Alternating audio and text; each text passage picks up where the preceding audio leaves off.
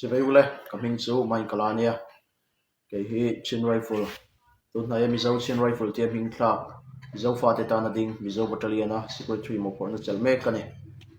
tun na yaram sung ram pon mi puiten thei top in ron chu a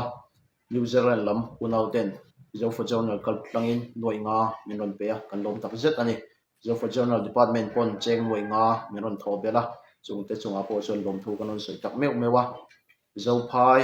kan mi zo kho pakhat atanga nu ho tong ta in cheng singa non tho boka chung te po chu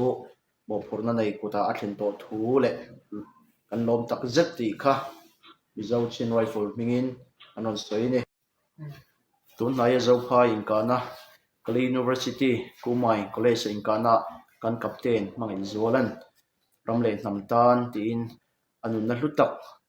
alana chung chu mi puiten min tor puin zo for journal kal tlangin ralna sum aron tling khoma chu ralna sum tling khom te po chu a chung te anu he na hlan turin eta chin rifle mizo chin rifle o phorna nei foi tu kuda a thlen to thu kan ro in hriat tira a petu mi pui zong zong te chunga lom thu kan soi tak meu meu ani chuti rual chuan tun hnaia zo phai kan bo ro ka rita mi pui si pei tan pon mabak ma chhop kan nga e kan thil ti le he in do na hian ramzelin na mai ani lawa ramle namzelin na ani do na wangin mi pui ten thei top chuan min tho ho puya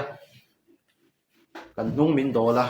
thil ti eng ki ma tong trai na min pui te po kan vai se ya sum le pa ya min pui do tan pui na min pe do an nam chuan zo for journal department kal tlang po in apek thaya chuti rual chuan chin rifle mizo chin rifle pon page anaya chumi page kal tlang pon biak tlang thei kan ni ti kha elai video mangin kan oi hriat tira lom thu kan on soye an lome